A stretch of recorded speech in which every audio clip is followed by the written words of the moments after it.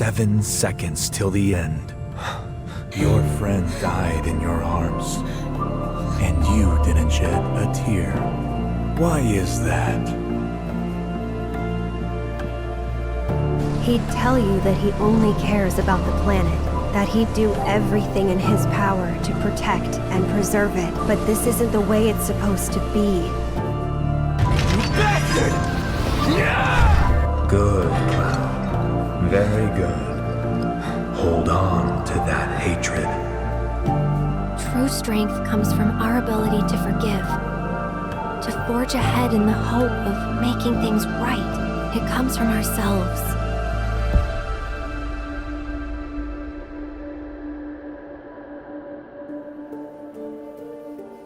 I'm gonna be a soldier. The best of the best. Like Sephiroth. Promise me one thing. If I'm ever trapped or in trouble, promise you'll come and save me. That's what heroes do. They save people. Please?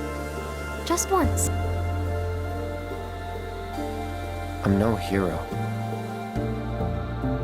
You stayed when I needed you most. If that's not a hero, then I don't know what is.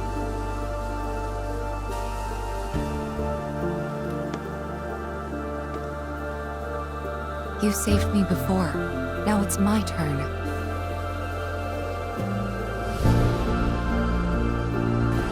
Aerith! Cloud! Now! She needs you. Go. Time enough for you. Perhaps. But what will you do with it?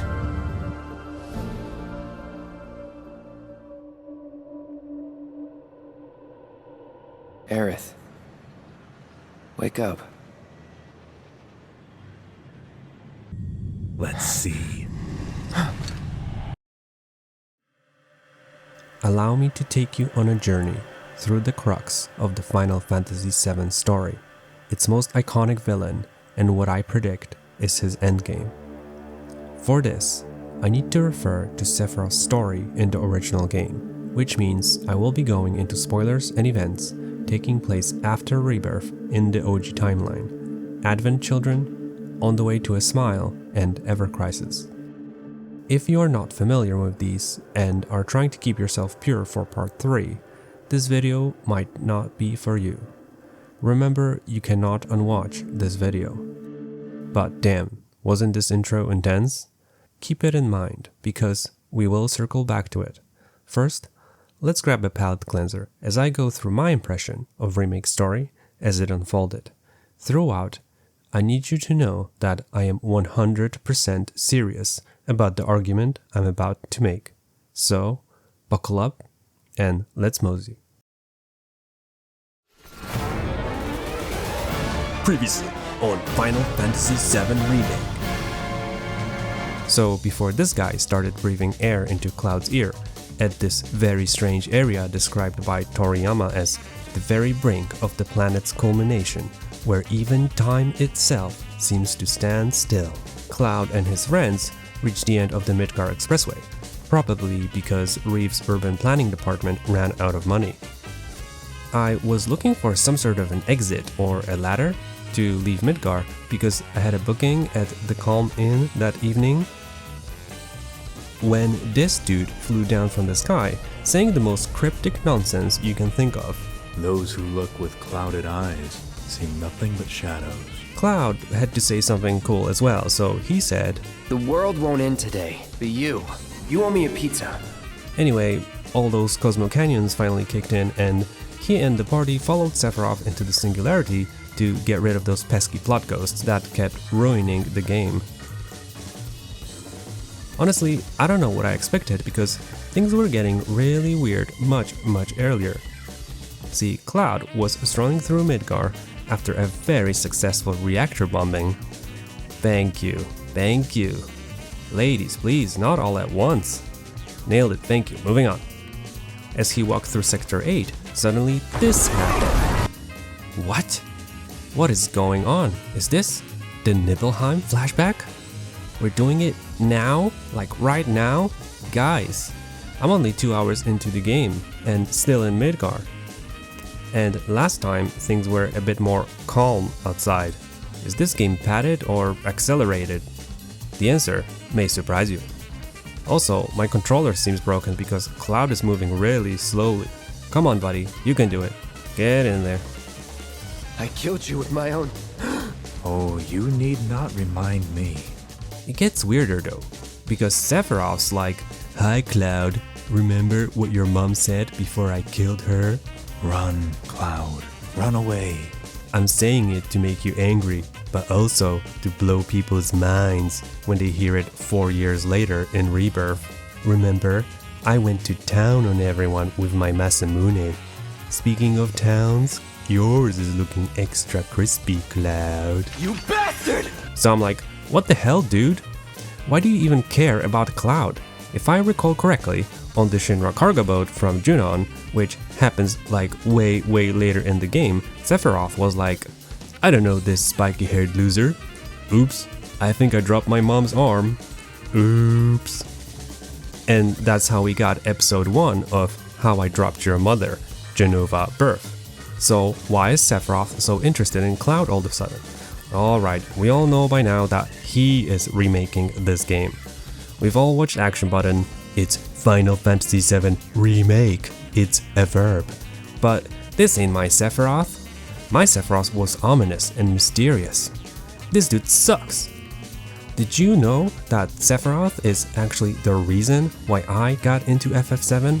Well, that's a bit personal, but maybe this will sound familiar to you, because for me, it went something like this. I went to my friend's house after school to play some Fallout. He turned on his PC, and on his desktop I saw this. So then I'm like, "Whoa, dude, who is that?" And he's like, "Dude, that's Sephiroth." And I'm like, "Who?" And he's like, "Dude, you don't know Final Fantasy VII? The best game ever made?" And I'm like, "What the hell is a Final Fantasy?" And he's like, "Dude, do you want to play Final Fantasy VII? The best game ever made?" And I'm like, "Dude, why are we still talking? Put it on."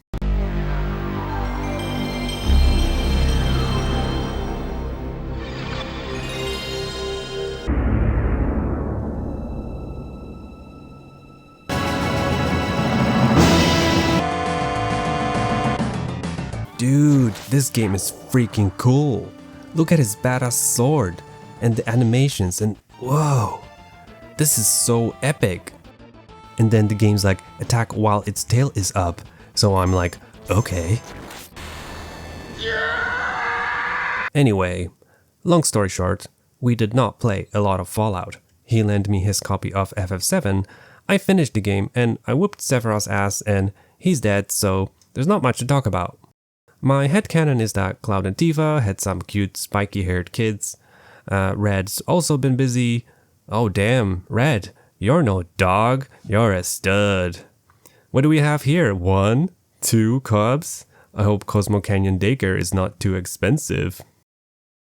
Oh, the world is saved, and all thanks to our party getting rid of Sephiroth once and for all. I mean, he is dead, right? Right?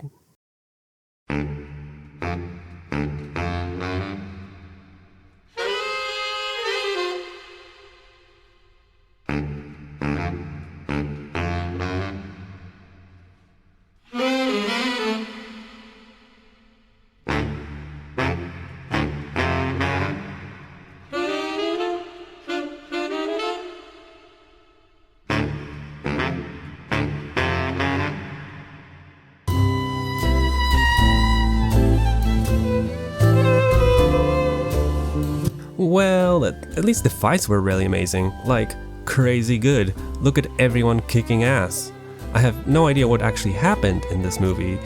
Seems like Sephiroth also been busy, judging by these 3 weirdos, and Cloud seems to be really into My Chemical Romance. But that was pretty cool. I'm glad we got him this time. Good work, Cloud.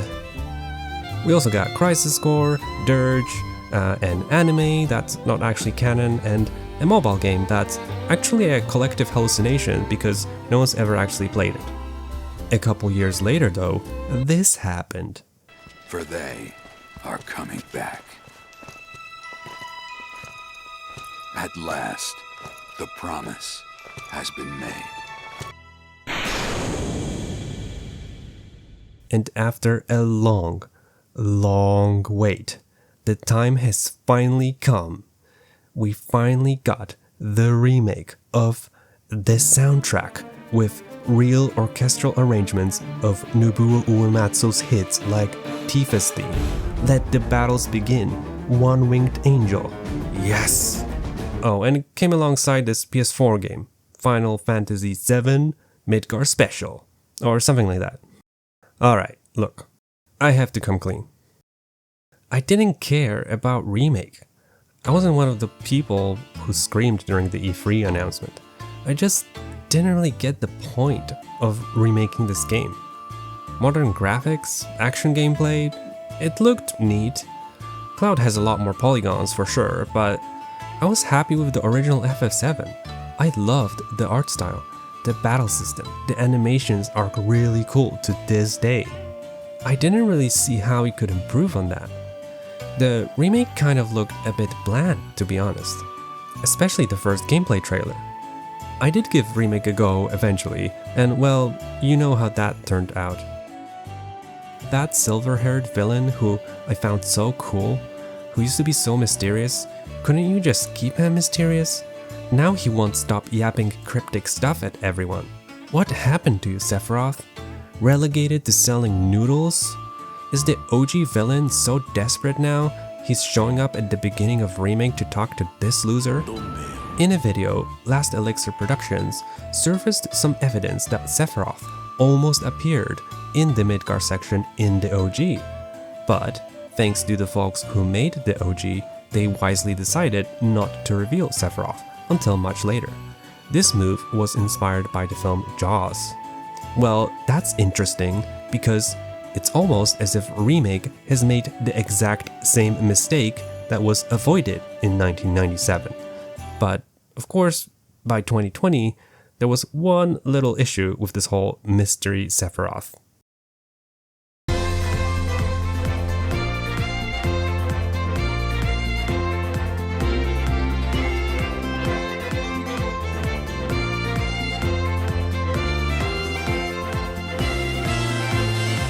Yeah. Sephiroth may have been mysterious in 1997, but after 23 years, not so much. It's why we talk a lot about Jaws, but not really about Jaws 2 or 3. You cannot just reheat the same story and hope it will hit the same way. The developers had to recontextualize Sephiroth, a villain who now exists in the minds of so many, made its way right into the beginning of Remake to make a statement instead. Two questions still come up. How did he come back, and why did he come back? Some people are still a bit confused how his first comeback in 1997 worked. It's important to understand how he reappeared during the events of OG to understand Advent Children and Remake. I sometimes hear that, oh, they couldn't fully explore all elements of Sephiroth's story in OG because of technological limitations. Well, let me present to you Sephiroth's full story using 1997's cutting-edge technology. See, Squaresoft wasn't the only company making bold technological choices at the time. A little company called IBM released this bad boy. The ThinkPad 600 series was introduced with a 200 MHz Pentium MMX CPU. That's right, Yuffie. 64 megabytes of upgradable RAM and a CD-ROM drive, which, thanks to the Ultra Slim Bay technology, was completely removable and could be swapped for a second battery. That's almost 2 hours of extra battery life to play the best game ever ported to the PC. Okay, are you ready for this? Let's mosey.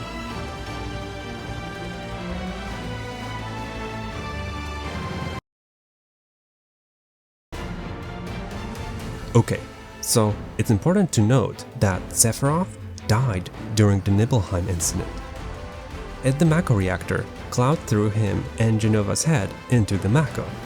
Injured Cloud was taken by Hojo and experimented on while Shinra rebuilt his village.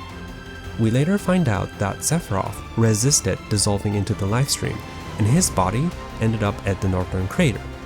And Sephiroth's will, or his spirit, shredded the Lifestream like Tony Hawk on a half-pipe, picked up all the knowledge of the Cetra and beyond, and decided that he'll create the future.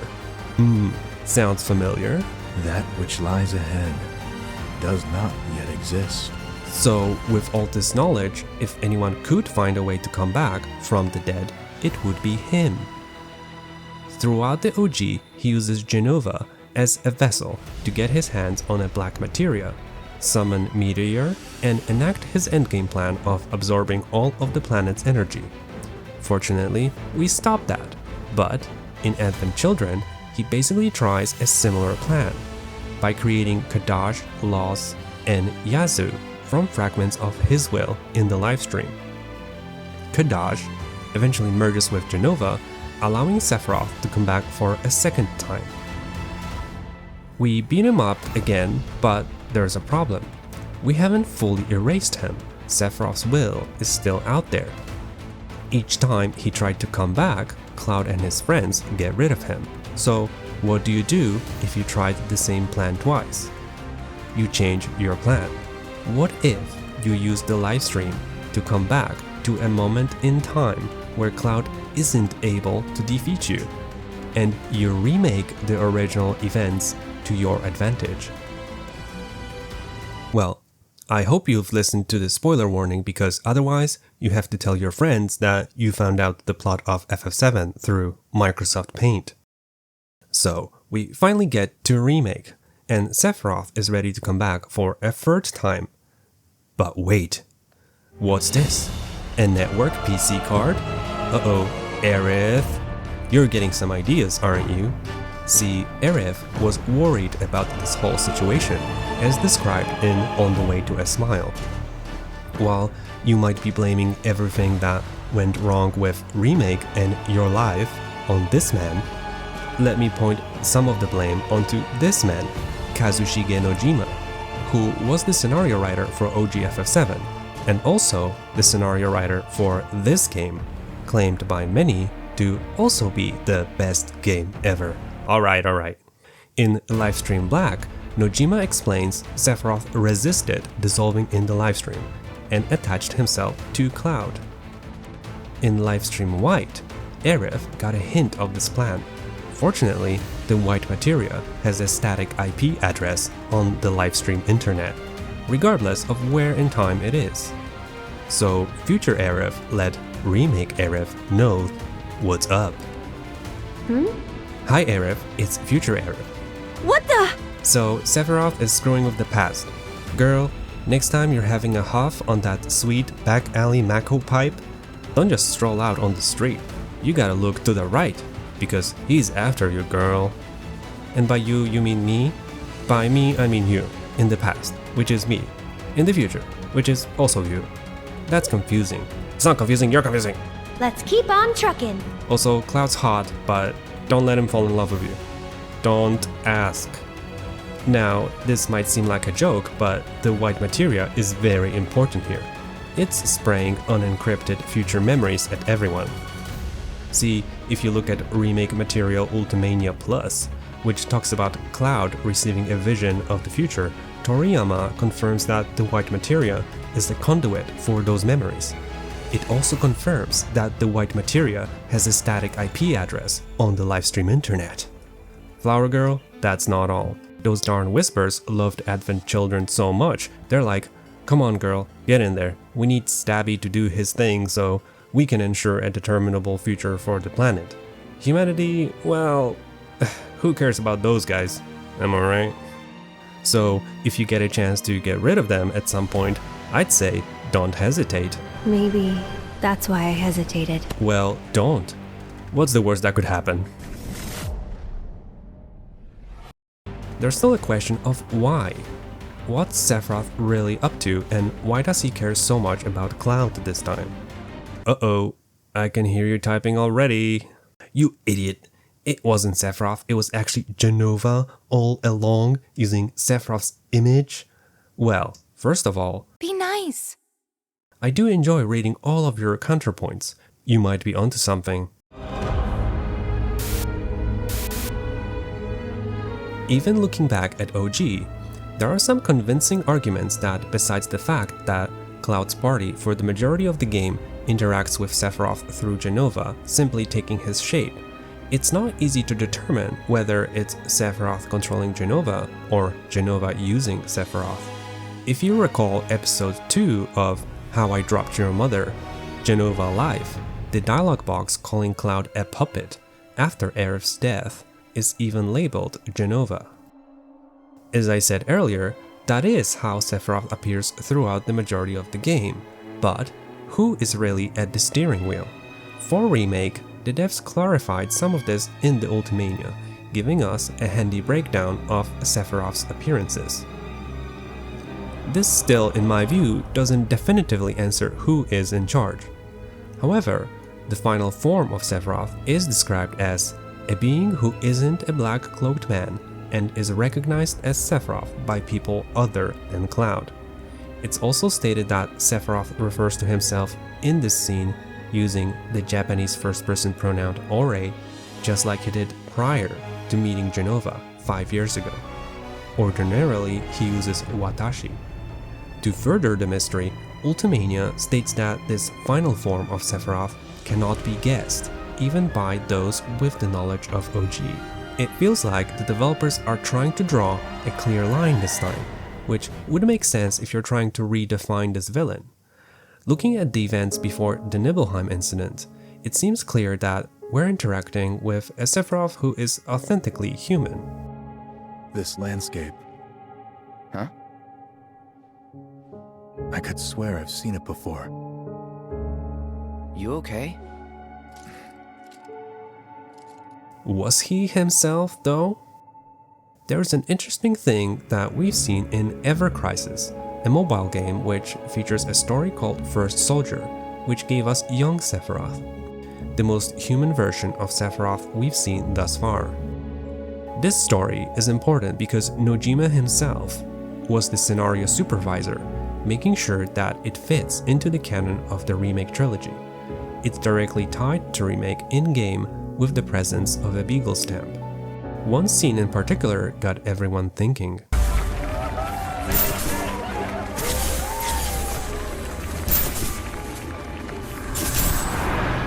Whoa, was that a Jenova headache, like the one Cloud gets when he's about to do something dumb? Suddenly, this scene from Rebirth becomes a lot more tricky. This landscape. Huh? I could swear I've seen it before. Even if Sephiroth here is mostly authentic, Jenova's involvement is a constant issue when judging who is responsible for the events that occur. That in itself is quite interesting. One of the genius aspects of Jenova is introducing this ambiguity. Even the Cetra are uncertain about the scope of its effects. Perhaps their enmity was seeded by our celestial adversary. None can say. With a manipulative, shape-shifting alien, you never really know which parts are real and which parts are manipulations. For a story, this can also be a problem because while it may work on its own for a sci-fi thriller, FF7's story is more about its characters and ideas. When dealing with an almost mechanical virus, you can't really feel emotionally connected to it or ask moral questions about its actions because it lacks any human-like capacity to differentiate right from wrong. But Jenova is also something that connects Sephiroth to Cloud, who as players want to believe is in most part human. Physically, Cloud is the most biologically equivalent person to a pre-Nibelheim Sephiroth, thanks to Hojo's work to replicate Sephiroth's abilities. This allows us to compare the two characters. During Rebirth, we see Cloud struggling to retain control over his actions and experience very destructive episodes of senseless violence. Sounds familiar? Cloud tends to regain control in certain moments, realizes his actions, and reclaims his agency. He falls under the control of Sephiroth during moments of weakness, which suggests to me that Jenova needs a way in to take control like this.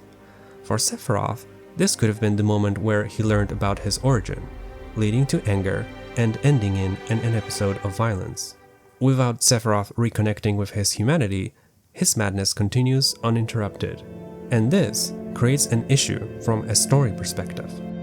Sephiroth calling Cloud a puppet would be the most ironic statement in video game history, if for the most part he himself was under Jenova's control. If Sephiroth wasn't in control of his actions, can we just let him off the hook?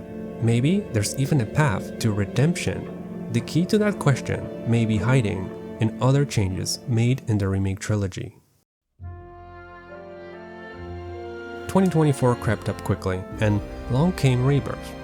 This time, I felt more compelled to play the game. I wanted to see the open world and see what changing fate could really mean. To my surprise, I felt more engaged too. Rebirth presented me with many memorable moments and locations from the OG, but at almost every turn, something was changed. Some moments were pretty exact reenactments, but many were almost completely changed. One of the more controversial changes was around Dyne. Barrett's backstory seemed completely flipped on its head.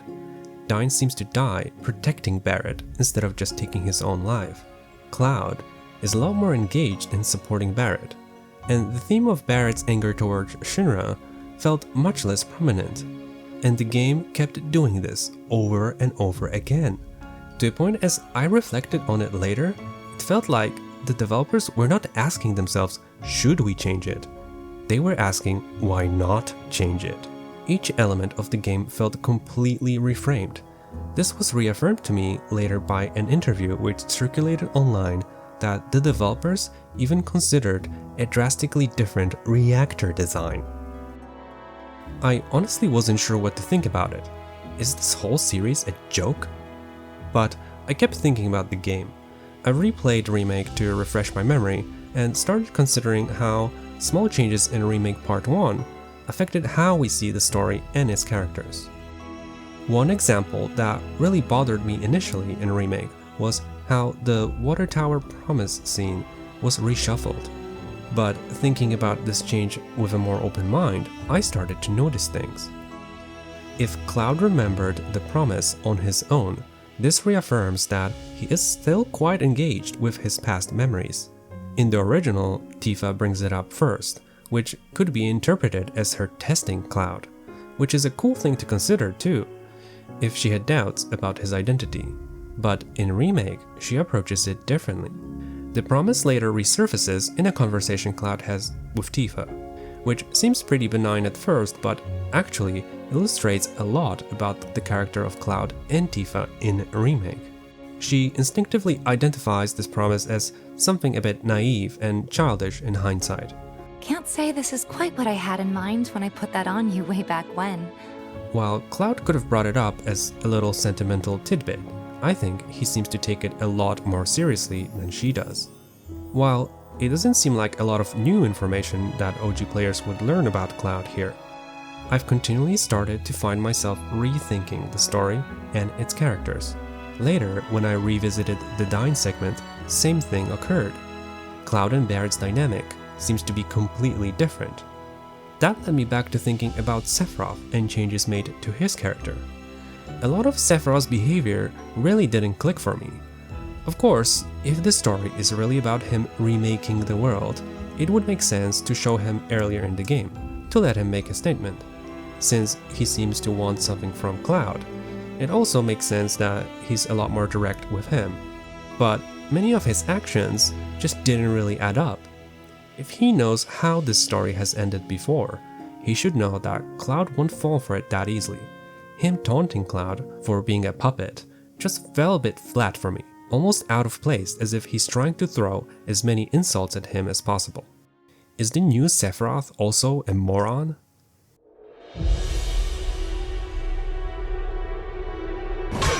Yet again, a potential hint to understanding what Sephiroth is actually up to comes from Ever Crisis. The cutscene showing Rosen being killed by Sephiroth, which itself is a recollection of that moment, later transitions into a scene of Sephiroth deep in thought at the edge of creation.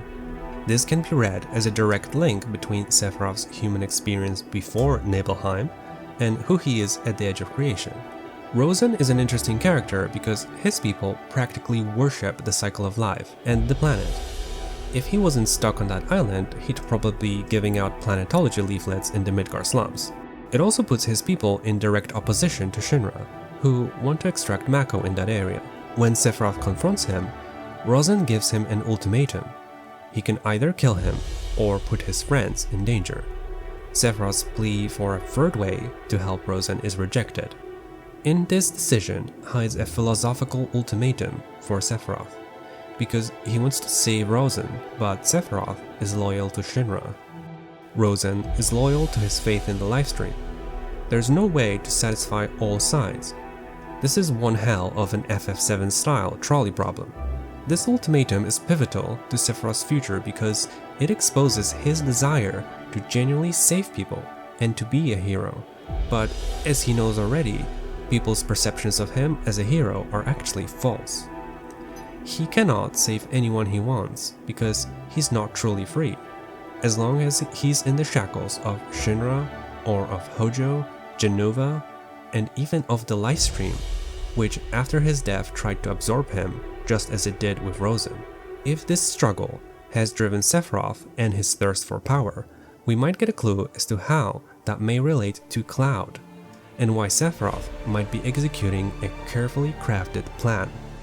As I've mentioned previously, Cloud is actually the closest equivalent to a pre-Nibelheim Sephiroth. Sephiroth knows this now. He also knows that Cloud defeated him in battle twice. What if this time, Sephiroth, instead of confronting Cloud in battle, wants to show Cloud what he himself has realized throughout his career as soldier? Our beloved planet is dying. Cloud, just like Sephiroth, is shackled to the rules of the Lifestream.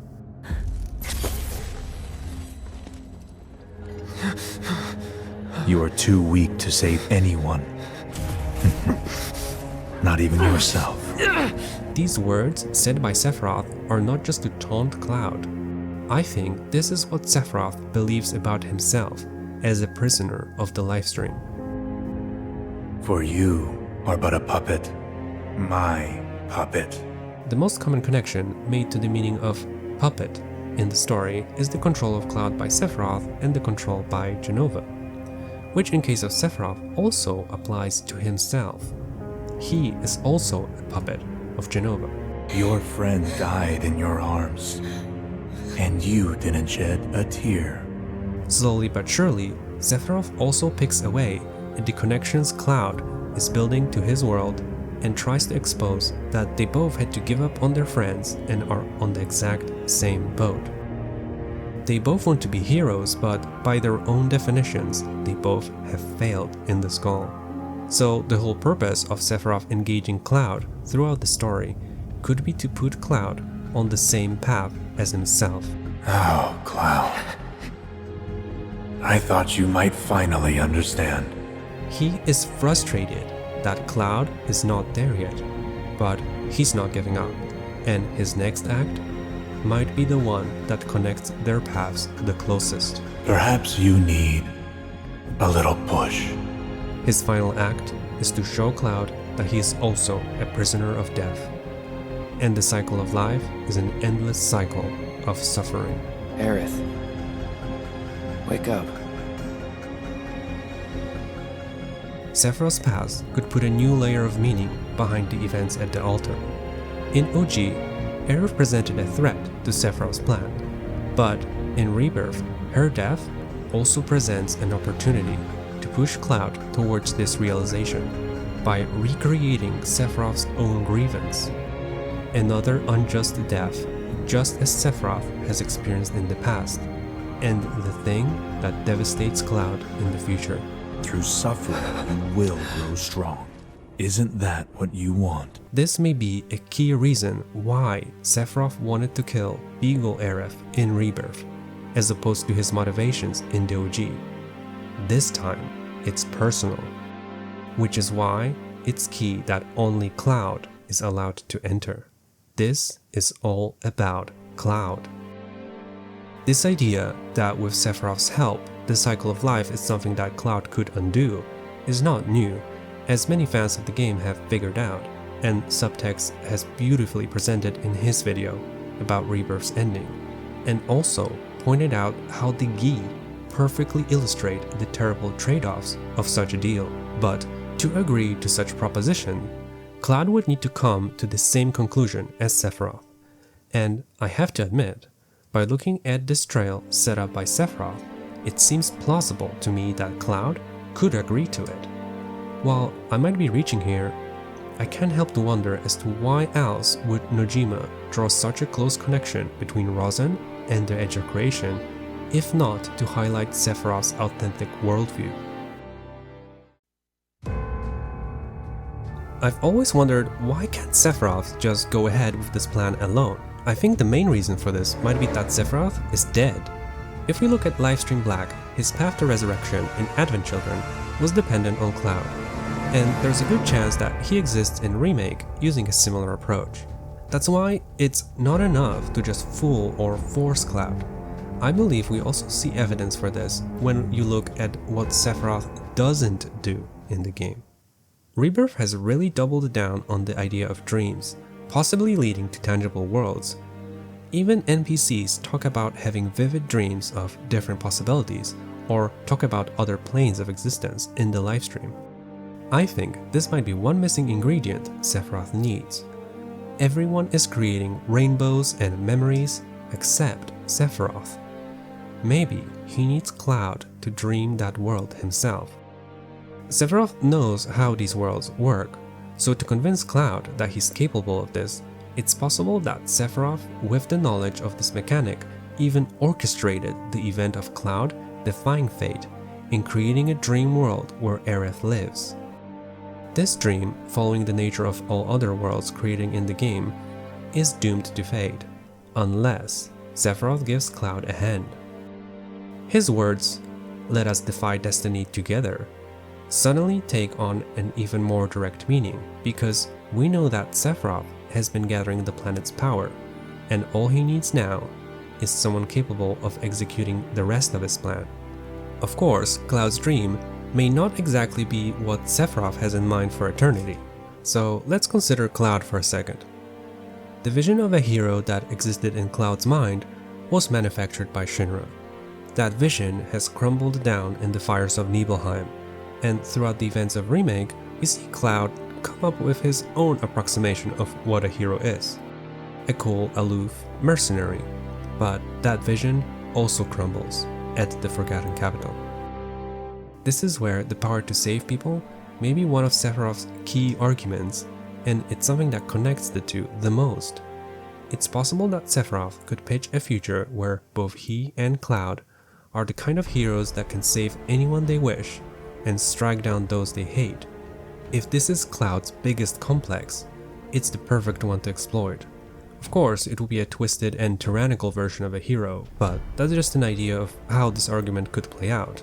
My point is that this dream needs to work for Sephiroth too. This is where one of the main changes to the original game becomes apparent. In OG, the cycle of life and its themes were very prominent, and the danger was its literal destruction by meteor. Sephiroth's goal seemed to be obtaining power through selfish greed, fueled by resentment with outcomes very closely aligned to that of Genova's will. The remakes reframe this into an actual question of whether there is an alternative to the cycle of life. If it's possible to subvert death, should it be done, and how would that work? As many of us suspect, our protagonist will get his own direct version of it at the Age of Creation. Cloud will get his own philosophical ultimatum, just as Sephiroth did all those years ago, to accept that some things are the way they are, or try another way. But alongside all this interference from Sephiroth, what makes Rebirth's journey so magical is what it presents in contrast to it, showing Cloud getting an opportunity to understand the purpose of life itself and redefine who a hero should be. finding the tools to resist Sephiroth's argument. It's something me and many players instinctively knew when playing the game. The game tries very hard to make you fall in love with the world while also showing you its imperfections. Many of these big thematic elements did exist in OG, of course, like the Promised Land. I think in both games, the real Promised Land is metaphysical, perhaps a place where everyone can reunite when the planet itself dies a natural death. One last time before experiencing true peace, one that the Gi crave so much. The path to the Promised Land may be through homecoming, which is a natural process, candidly referenced by both Aerith and Sephiroth, but there seems to be a good homecoming and a bad one. In Rebirth, I think Sephiroth has found a way to speed up this process and use it to his own advantage. However, as I've pondered on these differences, I've come to realize something a lot more profound. Just how much the developers have fooled us. Come on! Sorry!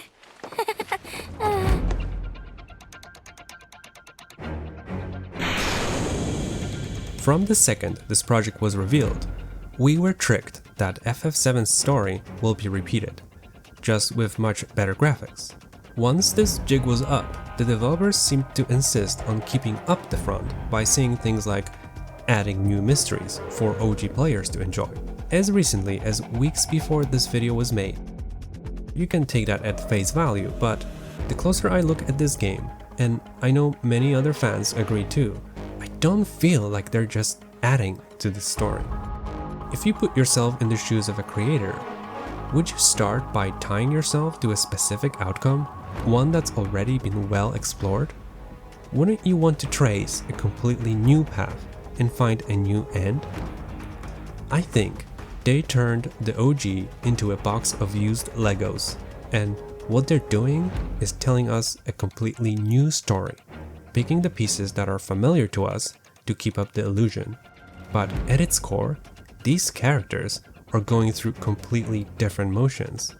Tifa reuniting with Cloud, a new story. Barrett's past, that's a different story. Sephiroth's plan, it's a new plan. And you know what else I've realized? Unlike Sephiroth, I cannot go back in time. I can go back to my friend's house and experience the FF7 world for the first time, again. But this remake brought me back the same sense of wonder I had when I first sat down in front of my friend's PlayStation. At this point, I don't care if Remake started as some cynical cash grab or that some of its moments don't land as well, and boy, did they mess up some moments. But regardless of these blemishes, I will be forever thankful for both of these games, even if only one of them is the best game ever remade. Neither of them are perfect either. Come on, Rufus, who has a fleet of boats, submarine, and Gelnicas, had to borrow that tiny Bronco.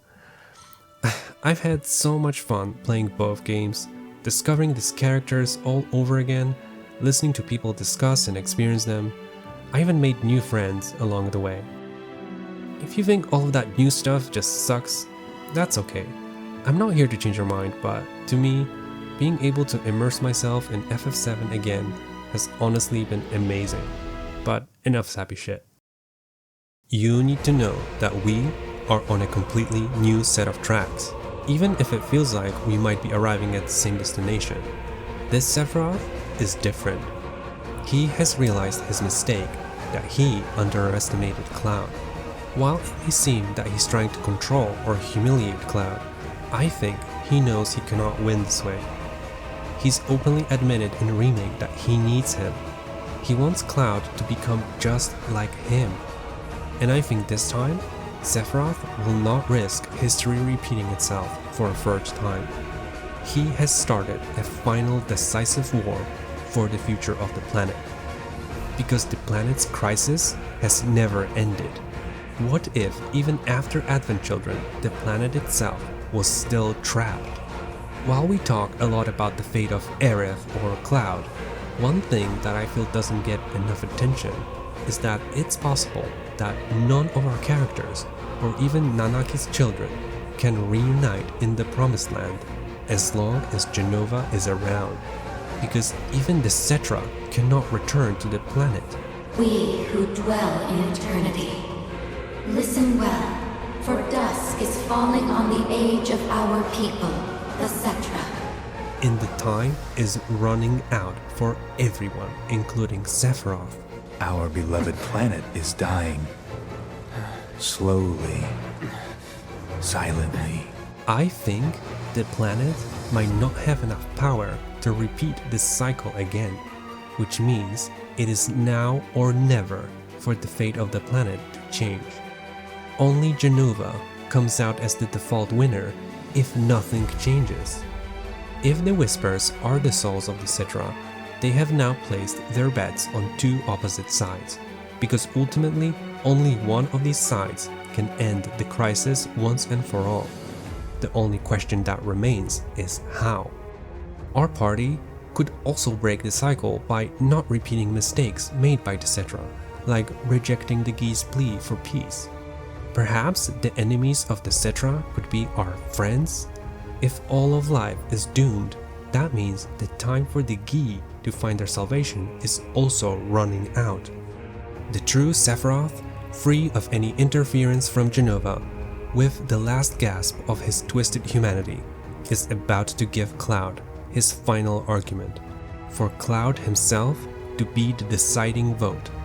And I, for one, cannot wait to see what this new plan involves. Because I believe we are heading for the greatest catharsis since 1997, one that cements Sephiroth's legacy and ends this story. But to me, the smoking gun, the reason why this story will finally conclude with a new fate for our characters, is that I don't think Cloud is the one who will be landing the final blow on Sephiroth this time. Because Sephiroth, He has to be stopped by a Cetra.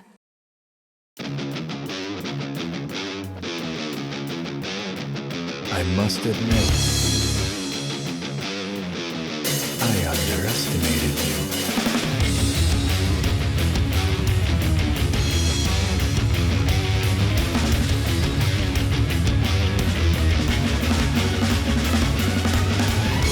Well, we're here for you.